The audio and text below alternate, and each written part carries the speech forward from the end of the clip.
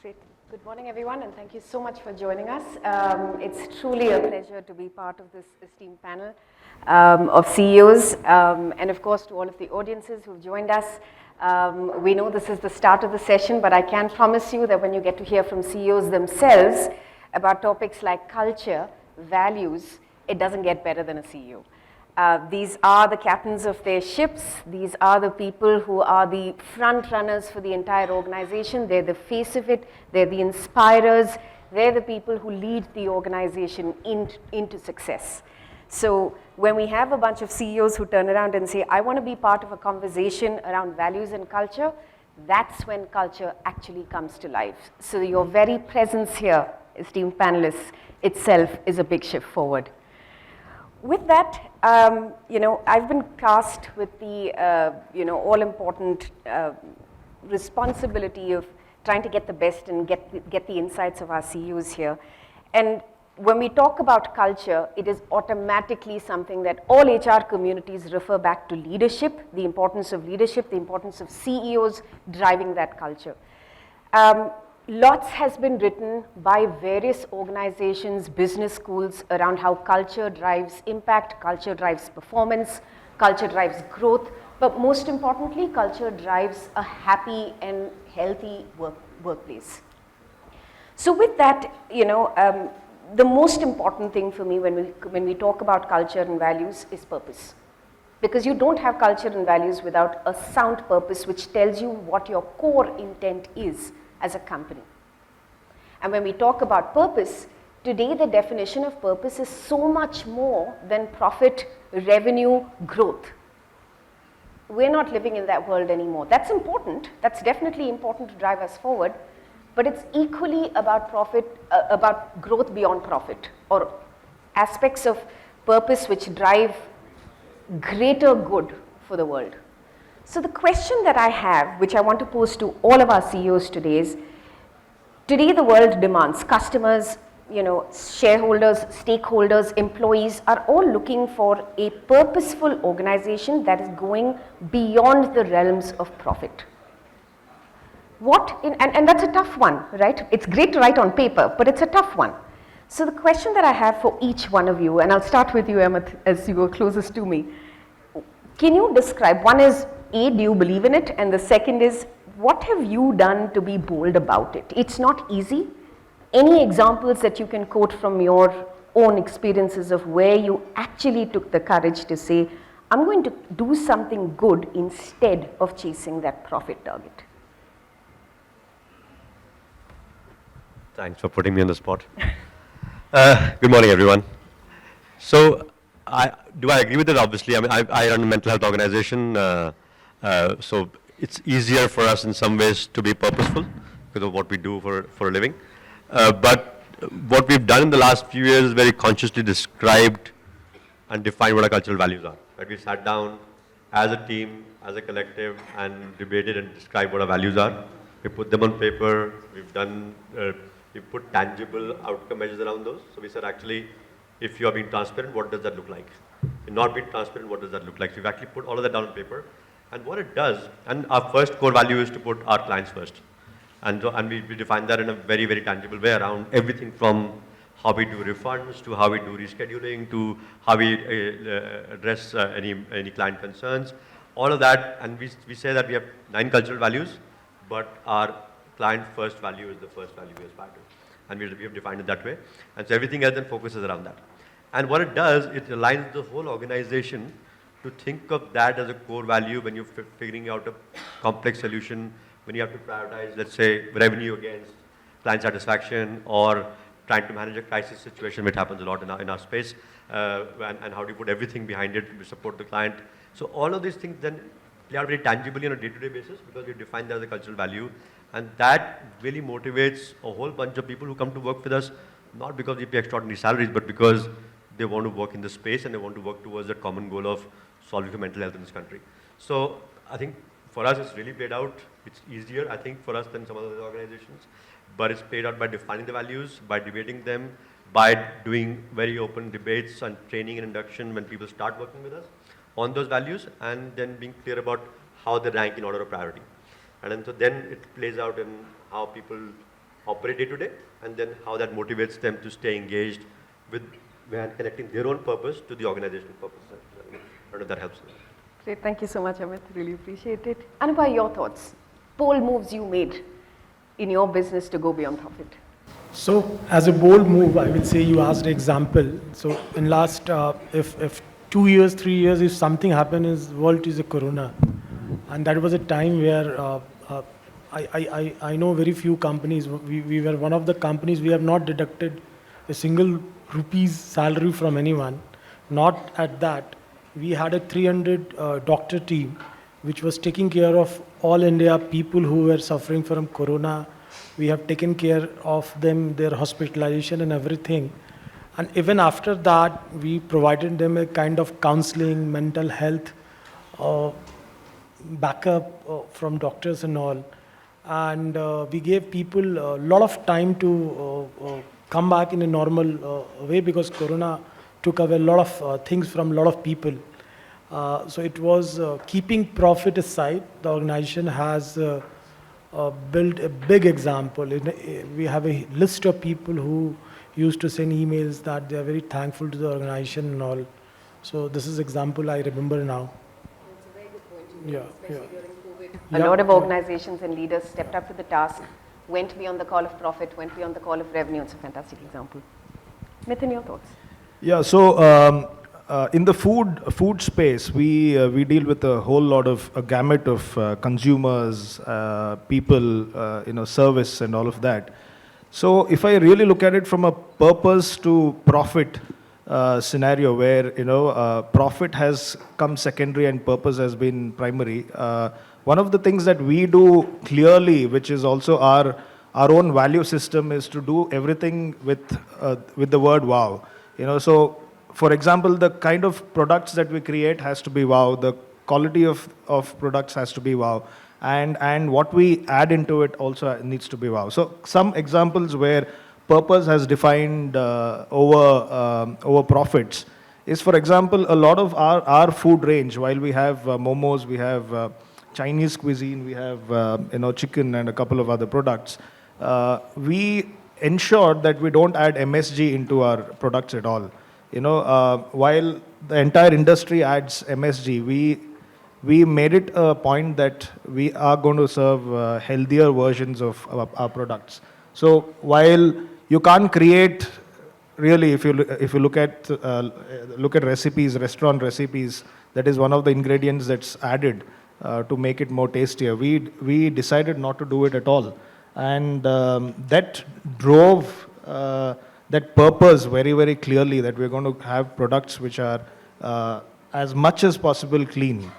And while profit was set aside, we recently also launched something else, which is a beverage, a coconut beverage, where most brands today, while they call it coconut, are all added with, they're made out of concentrate, and they're not really coconut water.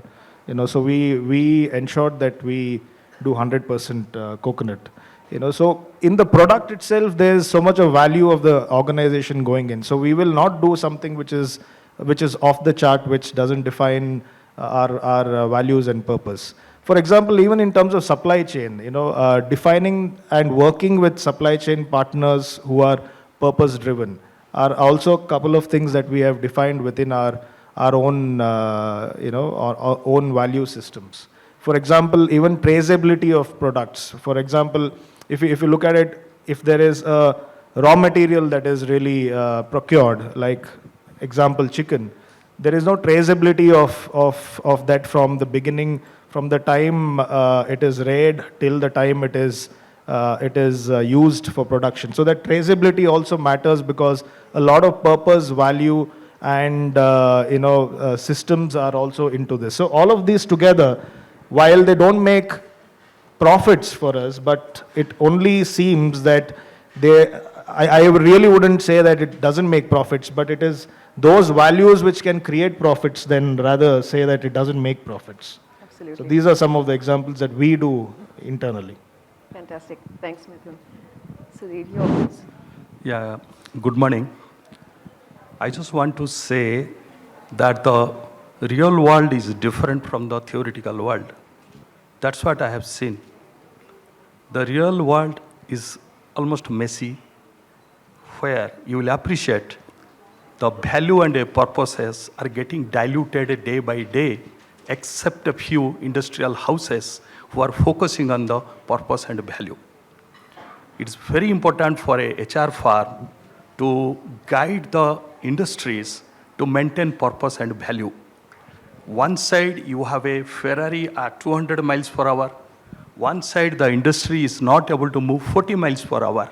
So we have to see the vectors of the velocity and scalability of the business. Otherwise, the dilution is going to continue. Coming back to Poornima, what he has mentioned about the ESG. ESG is nothing but the environment, social and governance. I really doubt that sustainability was in the picture. Now the ESG has come. Where is the boundary?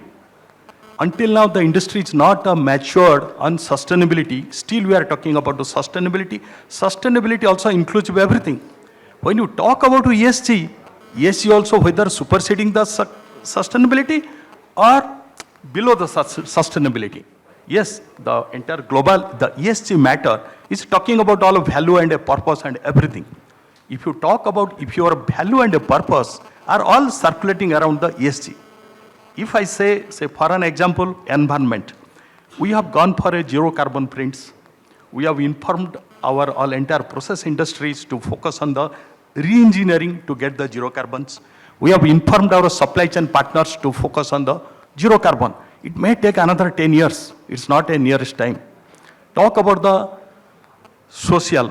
Yes, the biggest issue is on the social, how to add the value to the business. Because if you have a real good manpowers, you can make the business. If you don't have a manpower, you have to shut down, pull down the shutters. That is a fundamental things. So what we do in the social area, since our kind of industries are having 90% of the women's, we take care really of the women's, their social status, their healthcare status. We have provided the legal aids. We have provided the insurance aids. We have provided the financial aids. We are providing how their children in which school they are studying. Can we participate paying some money to their early educations? Is there any dropouts? Because that indirectly affects the workflow. That indirectly affects the efficiency of the work. If a woman is not peaceful, the business will not sustain. That is a fundamental thing we have to accept. And coming back to the governance, yes, we are really, that's a very difficult area. If you have a money, you can talk about governance. If you don't have a money, you can't talk about the governance. Then what we need? A budgetary allocation or some funding from the government or the funding from the big industrial houses to focus on the governance. That's what my opinion. Wonderful. Thank you. Thank you, Poornima. Thank you, Sudhir. I think one thing's very clear from each of our CEOs. It is possible. It is absolutely possible to have purpose beyond profit. You find ways within your organization, you find those opportunities in the societies you serve, you find ways with the customers you are serving. There are opportunities that lie beyond profit, and it's in the smallest of things that matter. You ignite, you inspire that purpose with your people because you're bringing them closer to a higher purpose that people itself value. One that's beyond money, one that's beyond financials. And I think that's the lesson to learn. And this is our CEO community speaking. So I think if there's anything to be inspired by, this is it. But I want to quickly go into a bit more practicality from a CEO's lens. And Mithun, I'm going to put you in a bit of a spot.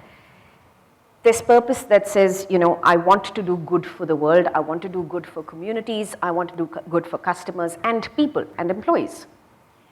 But practically, how does that work? You spoke about some wonderful examples from WOW, you know, how you've incorporated the philosophy of WOW right from supply chain all the way to customer design or what you put into your products. But when it comes to the strategy and the goals of the organization, how have you linked that and created a clear line of visibility to that purpose? Sure. I think it's a really tough task if you ask me. But then these tasks are more critical than many other tasks because it is a overarching system which can drive the business as a whole. So if I can take some live practical examples of my own self, what I do is couple of things is actually to even communicate very clearly on the whys. Because while you're the leader, you can't expect everybody right there to really align with your vision and your purpose. While if you can't communicate that clearly and define that clearly and keep asking the whys, for example, why is this purpose critical for us? And why should anybody go after this purpose?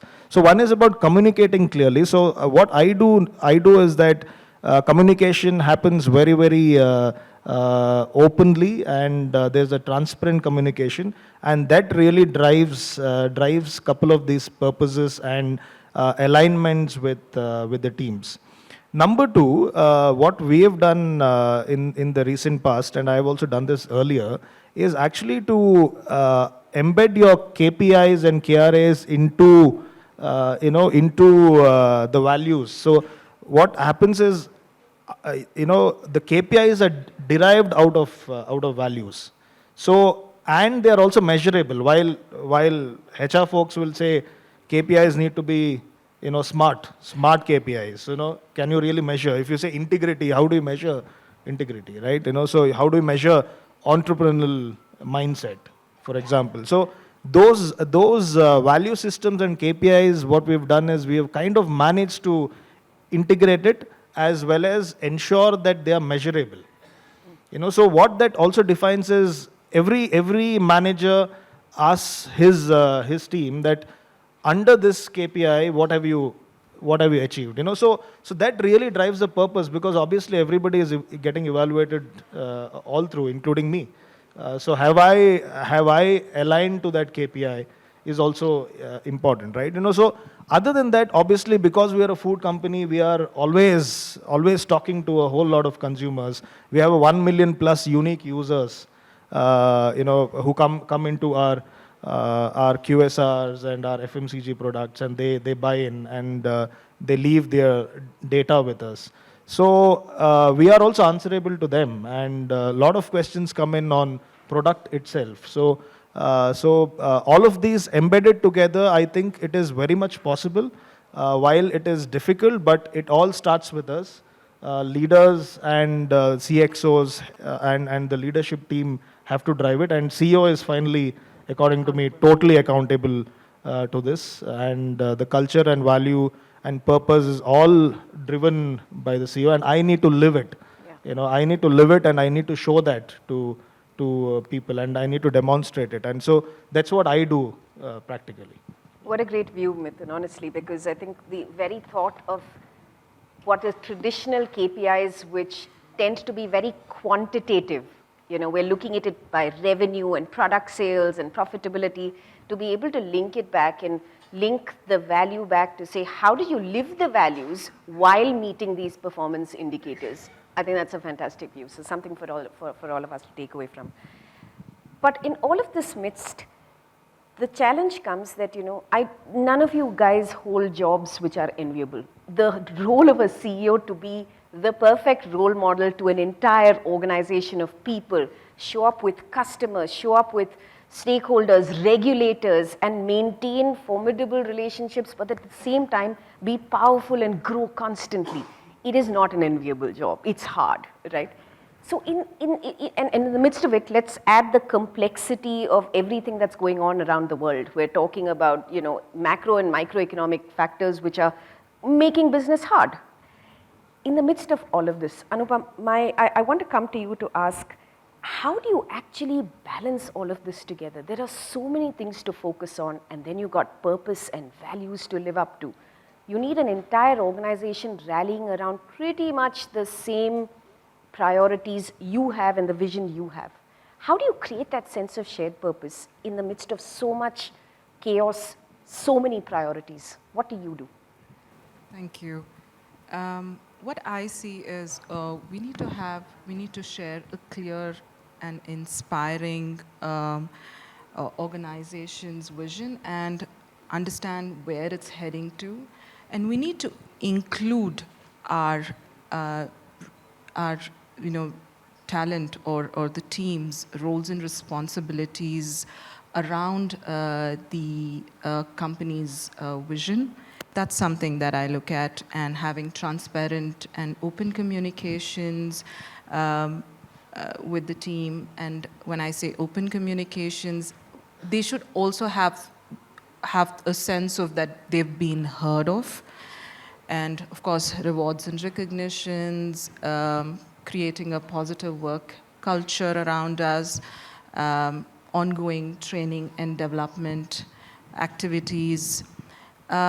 And as CEOs, we also need to be setting up a tone, and our teams usually look upon us on how resilient, attentive, and confident we are at challenging situations that come along. And but the last but not the least that I want to emphasize is the trust. It's a real motivational factor for our employees, where if they know that they've been trusted to do a particular role, they can go that extra mile and be inclusive in the organization. Absolutely, I couldn't agree more, Anupa, because trust ultimately leads to empowerment. And there is no greater motivation for people of all generations to feel that sense of empowerment, to be responsible for something, to take something forward. Absolutely, I couldn't agree more.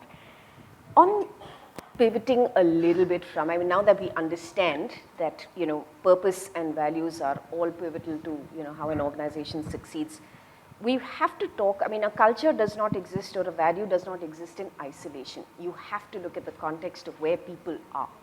In today's world, one of the biggest topics that has emerged is the issue around well-being and wellness.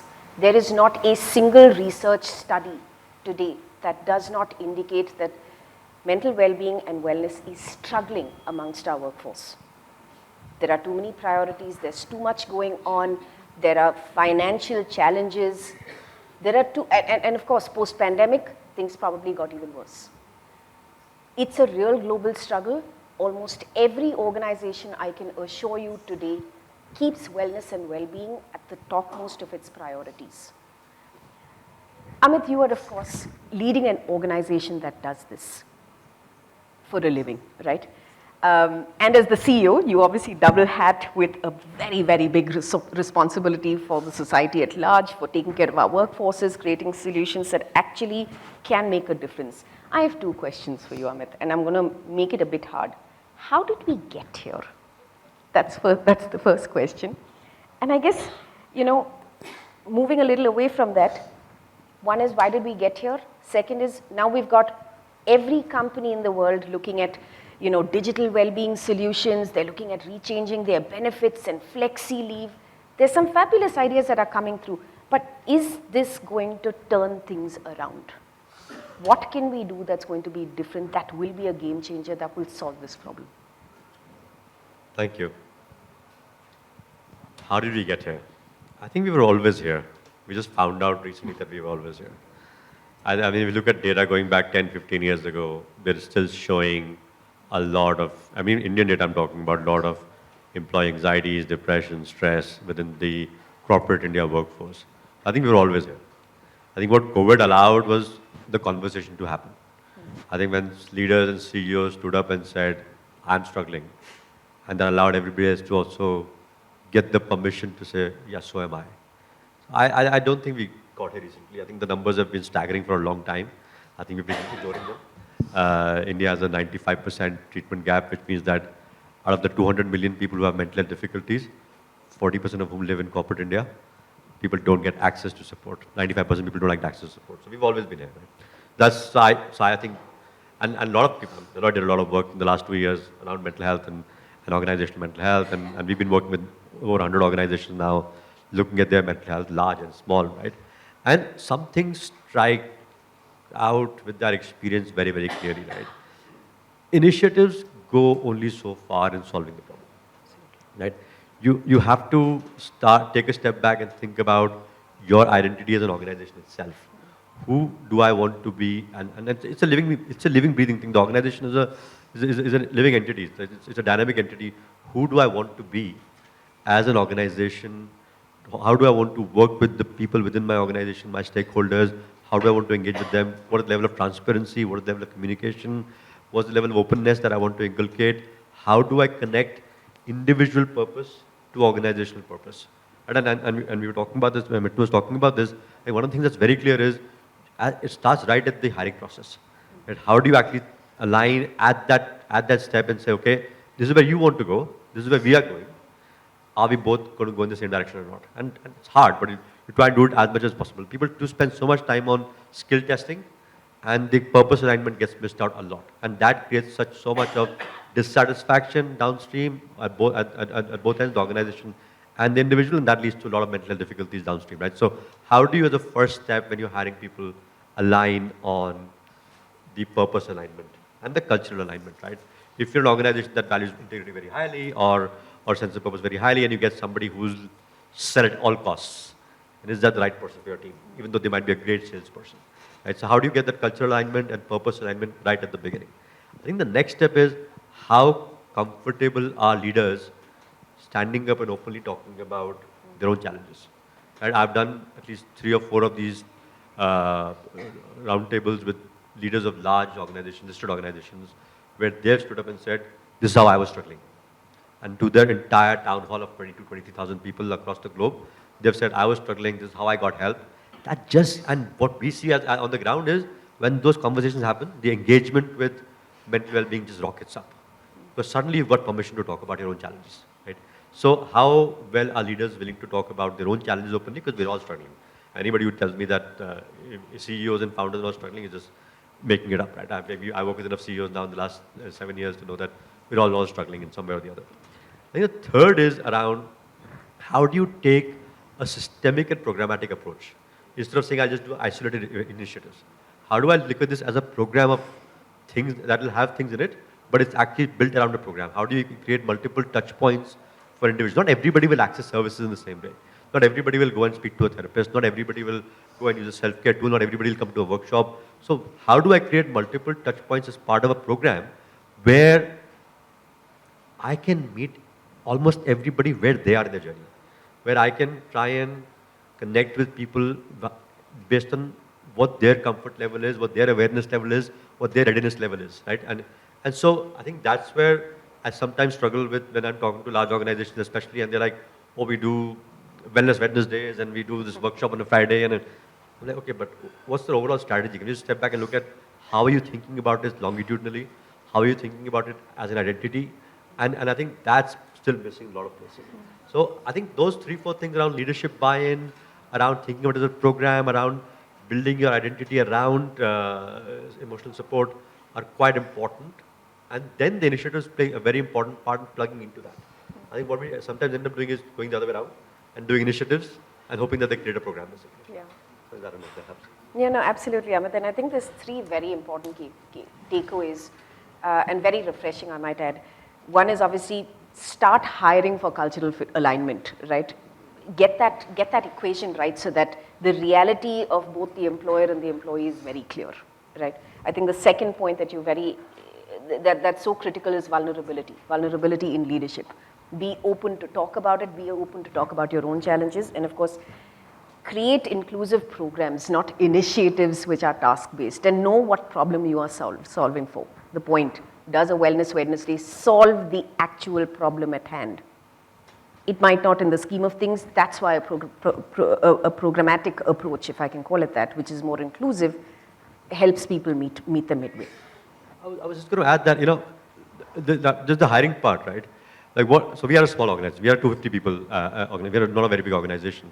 But we started from being a 5-people team 8 years ago, right? And so what really worked for us is we've got at least 2 or 3 people who were right there right at the beginning who now become cultural ambassadors. So you can't get hired to the organization without speaking to one of them. Because now you know that and all they're testing was cultural alignment. And I used to do that myself when I was a small team, and now because we're hiring a lot more people, then there's at least 3 or 4 people who you have to meet within the organization. And then I'm hoping we'll be able to scale that up to many more people as we grow, right? So I think that's one part that becomes very critical, is saying, what does that tangibly look like? What is that cultural fit mean, and defining your cultural values and asking people tangible examples. Okay, everybody says I'm transparent, I'm inclusive. Give me an example. What did you do in the last, even what did you do in the last role that was sort of enabled that value? So actually asking tangible questions, asking people to give their thought process really helps sort of drill down, and especially for senior roles. Right? Because, and we've turned down amazing profiles in the last 2 years where we felt that this is not going to fit this culturally. And vice versa. We actually ended up hiring sometimes mediocre talent because they were great cultural fits, and they've grown really well because they came in the right environment. So I think that practically solving for that by building cultural ambassadors, drilling down into the detail and having a separate conversation just around cultural alignment, and then making sure that you don't get tempted by the amazing profile, the rock star, and don't hire for that rather than this. I think this becomes very important. Thanks, Amit. Very, very refreshing views, I must say. From well-being and wellness, let's talk about the next biggest issue around culture, right? Everybody talks about and has this great ambition. There is not a single leader or HR community that does not believe maintaining a great culture is what motivates and attracts talent and retains talent. Great, and again, great research around it, great, statistics around it, great studies and surveys prove it. All very well and good. But the real question is, it's not that easy. Maintaining a happy culture or a great environment all of the time, when you have so many people, when you're marred with so much macro and microeconomic pressures of growth, pressures of financially sustaining oneself, how do we solve for that mystery? What are the practical challenges? Nitesh, this is my question to you. What does the ground reality look like? Look, a lot of companies, what they speak, they do. What is on the paper, also they implement. A lot of companies, maybe it's only on the paper and reality is different. What my friend also said. But sometimes it's creating culture is not a very big task. It's a very be on the basics. Go to the employee and ask, how are you, how you're doing. If even I know the guy is struggling, not delivering, saying, hey, you have done a good job in the past. How can I help you? It's very basic sometimes from CEO table, it helps. If you talk, communication is very important. If you talk properly to an employee, you are going to win his heart for next 6 months, 1 year. He will be motivated and he will deliver what is need to be delivered. Right? How you communicate is very, very important. Sometimes as a leader, you have to lead with the example. And a lot of small things which we know sometimes we don't do. I mean, you do feedback session, you do town hall sessions. Sometimes you do, sometimes you don't do as a leader. You don't make it compulsory that every month, Friday, last Friday or something, I have to do that. With the pressure of sales, profit, whatever. We sometimes sacrifice these things. Again, I'm saying it's very basic things we have to do with the create a culture. Culture we can define in a different way, from PPT to, I don't know, I mean, in a big way. But I feel leading with the example, talking to the person, taking his, sometimes you have to see that when you were other side of the table, how you used to think, what is their problems, what they feel. I mean, you need really patience, a lot of patience to think the way he's talking. And these days, definitely the wellness programs and that is also helping. But I believe as a CEO, what you can counsel your person and create a trust between you. Right?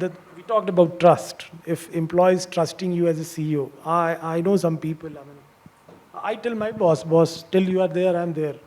I believe that to my boss. So this kind of trust, if we can develop with one-to-one with the every leader, I can do with my -1, my -1 can do with their -1. I think that is going to, together we are going to build the trust and the culture of the organization. If I treat my reportee well, they will do the further same things. So as a individual, my role and responsibility is very, very big, which we can define into several things, as I'm saying, do town hall, do feedback sessions, do one-to-one, go for lunch with the employees, and a lot of things are there which I don't have to define here. Right. Everybody knows. But sometimes we miss to do that. Yeah. Very basics. So I say stick to basics. Yeah. Create a small thing, reward program, recognition. Even we know that guy is not doing well, do a pep up talk with him, and guy can come back. I have found 70-80% time, guy who is not doing well or not performing, when you do pep talk with the confidence ki, yaar, you are good, you can do this, you can do that, they bounce back. Absolutely. So culture is with small effort, and it starts from you. I mean, you means as a leader.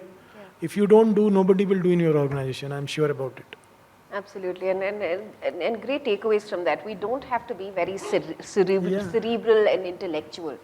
Get the basics right, do it consistently. Don't sacrifice it. I think it's a great takeaway. And that probably comes back to your point. Be consistent with what you do if you're making that promise. And of course, lead with empathy and be that example. Yeah. And I think you and Anupa both agree, trust ultimately is what is going to be a big motivator.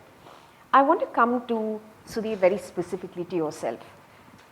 You represent a sector that the whole country relies on to grow at fast pace, right? The MSME business. Challenges of talent attraction and retention are quite tricky, right? In your environment.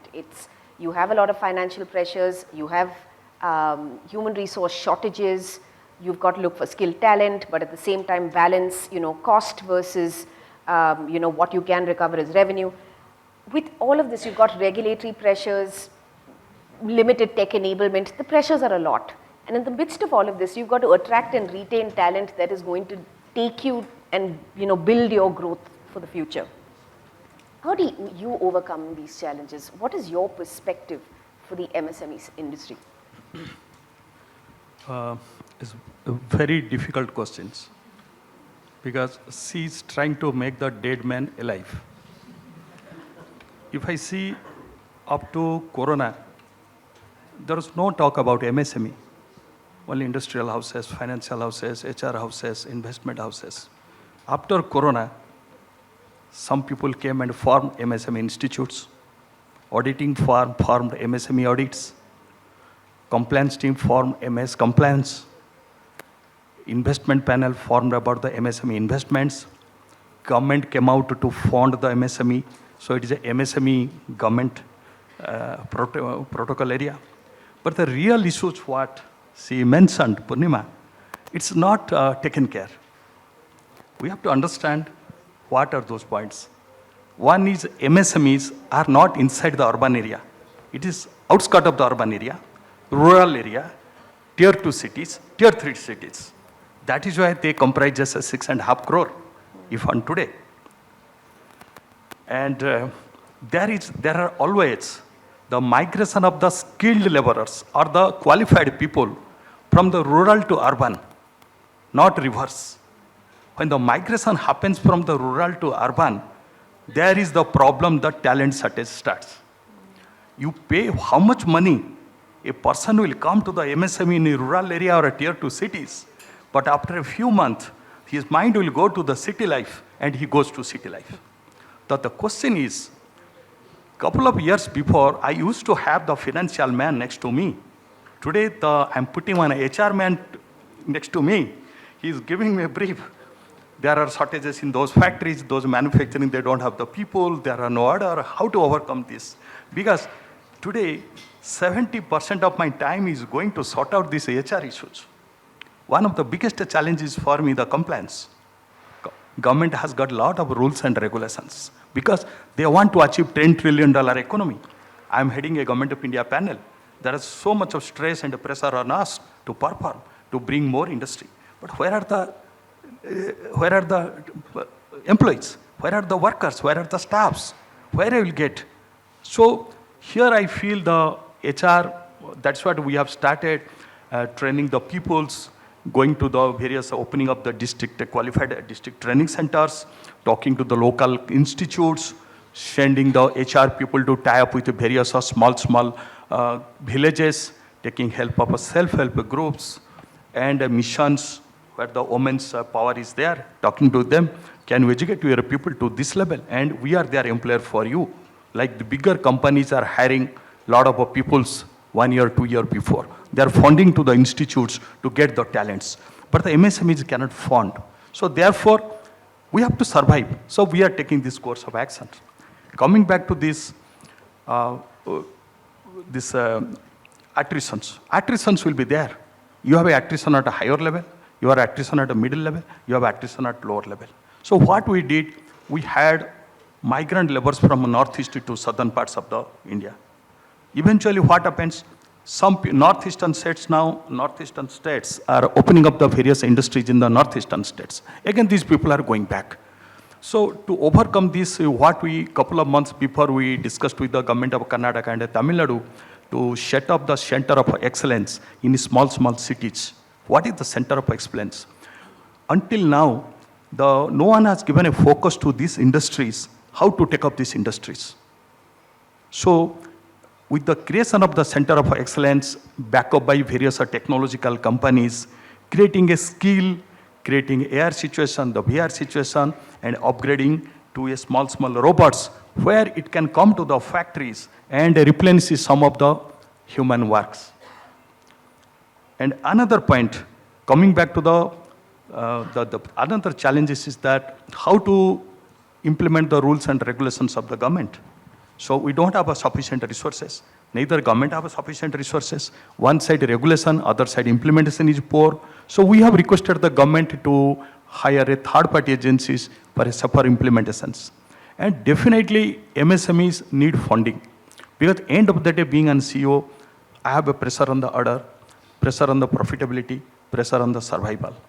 And many times we overlook the real core values and core cultures. We know everything. We are also attending seminar, groups, various things. But at the end of the day, we really deviate from the primary issues. The reason being that our focus is more diverted towards the irregular issues. That is what is killing us. However, the thing is that how the human resource department, we are in a process of strengthening that department to understand the various conceptual consequences so that to help the business to grow. Then CEO will have some time for the maintaining the ethics, the balance, the kind of new concepts which are coming up in the market, sustainability, ESG, the value, the cultures, everything together. Because at the end of the day, the employees to be happy. If the employee is happy, they will stay with us. If the employee is not happy, they'll go to somewhere else. That's what is my feeling. No, and I think it's such a unique take because not all of us are we're probably not knowledgeable enough, not everybody about MSMEs and the struggles that they face, especially in that you not only are operating in environments which are difficult, you're also dealing with a lot of labor migration into cities to the point that you made. I think very, very important takeaways. In fact, Sudhir, you also answered my other question that I had for you, which is how do you deal with those talent shortages? How do you look to constructively upskill people to better their lives? And ideas around building centers of excellence, tying up for technical partnerships, brilliant ideas. I'll talk about to intervene, sorry. There is a word called skilling, reskilling, upskilling. We cannot go for a downskilling. So we have started doing the cross-skilling. Yeah. What is a cross-skilling? From India, we can talk about cross-skilling. People will not appreciate. If Americans talk about cross-skilling, everyone will appreciate. So what is a cross-skilling? If someone is efficient in the operational area, we are asking, there is a real shortage of the marketing area. Please learn about the marketings and go to the marketing area. If someone is interested in the marketing, doing marketing, and we have a huge vacuum in the manufacturing, and we'll pay you more, can you go to the manufacturing? So he needs to be trained a little bit to go into the manufacturing because we are not dealing with rocket science. And we are not dealing with very difficult activities, impossible activities. Everything is possible if we have a passion and we have a zeal that yes, it is possible. That is what we have started doing the cross-skillings to fill up the vacuums. No, thank you. I mean, I think very, very poignant things for us to take away from. I think some of the points that you raised is actually an issue in a lot of industries. So I think thank you for that. On that point, since you covered upskilling and reskilling, Anupa, I want to ask you that question, and especially, you represent the tech industry. The fact that today jobs cannot be linear, skills cannot be linear, they are highly fluid, you are expecting a deep level of convergence. It's everything, everywhere, all at once, literally coming to life. It's not that easy. Everyone talks about scaling skills, dramatically shifting and evolving and getting multiple skills. How do we practically make this happen? Like Mr. Sudhir said, upskilling is one of the key strategies. And what I see is we have to provide the training material, technology, and time for doing such things, and supporting them with coaching, mentors, and subject matter experts. And we currently are seeing a 15-year low point across the world, where we are of talent shortage. We are currently at, according to an Outlook employment survey, we're at about 69% of companies are reporting resource shortage, whereas we were at 35% in the year 2013. They're anticipating by 2030 we will have a world shortage of over 85 million resources, which could cause trillions of dollars in, cost us trillions of dollars in revenue, and there will be a shift in global economy. So what I look at as a short-term strategy would be cross-functional training and internal hiring, and reducing the time to hire, and then a long-term strategy would be creating a talent community around us, and broadening our hiring across horizons, like recruiting skills across countries, from different countries. That's something I look at, and retaining talent as well. Retaining our own resources would definitely be one of the key strategies here. Oh, fantastic, and I think those are things for us to take care of. It basically means that a CEO's job never ends, does it? It's anything and everything. But I have one or two last questions, but before I do that, I want to ask, we've got our esteemed CEOs here. Hear it from them. Does anybody have questions that you would like to ask them? Hi, good morning everyone. My name is Kunal. I head the partnerships vertical for Amaha. We're the mental health partner for the event. My question is to all the CEOs, if you agree with the perception that multinational companies have a better company culture than Indian companies, and if so, why do you think that is? Is it because of margin pressure? And I can imagine that Indian companies employ far many more people than, let's say, an MNC of the same industry. Is it because of margin pressure that the focus has been a lot more on profits than it has been on people? Very interesting question. Who has the better culture? I mean, we work with both types of organizations. We work with the Godrej's of the world, who are very much Indian companies and have an amazing work culture, amazing, inclusive, open work culture that they profess. And then we work with American Express on the other side, which is multinational, also has an amazing culture. So I think I don't see that distinction. I see amazing small Indian companies and startups are doing fantastic things from people practice perspective. And then I've seen terrible companies in the last 5 years, which are both at the MNC level as well as in the Indian level. So I don't think that's the distinction that I've at least experienced. I've seen some amazing companies which are both MNCs in India as well as Indian companies that have done really well on the cultural development perspective. Anybody else? Yeah. I have worked in all kind of companies, MNCs and Indian companies. I don't feel that MNCs has a only better culture. The Indian companies has also good culture. Sometimes depends. The companies, maybe MNCs are 100 years old. They have more organized way of talking to you. It's again communication. I believe in communication. Maybe the Indian company is new. The honor is little different. They talk little direct. These kind of things may happen. But as an employee also, what is my expectation? I give you example. I joined in a retail company 20 years back. and then 50% business happen on Saturday and Sunday. Then I complained to my boss, boss, I have to work on weekend. He said, my friend, you should have thought before. The 55-60% business come on the weekend and Diwali, Holi, Dashera. And you are a sales guy in the front, you have to be there. So I feel as an employee also, I have to think a lot before complaining about the organization always, right? Yeah. That where I'm going, am I culturally fit to the organization? What is their demand, right?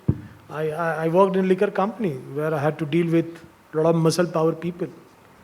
It was very different experience from, I worked with Amul also, selling milk to liquor. It was a very different experience and very different culture, but company is successful with their own culture.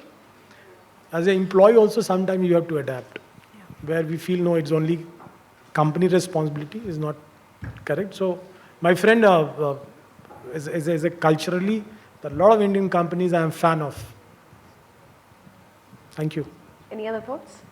Yeah, my advice will be, please stop thinking about the multinationals. The time has come to focus on India, because I am witnessing the way India is growing. While traveling to several countries, I have seen India is in far, far better positions.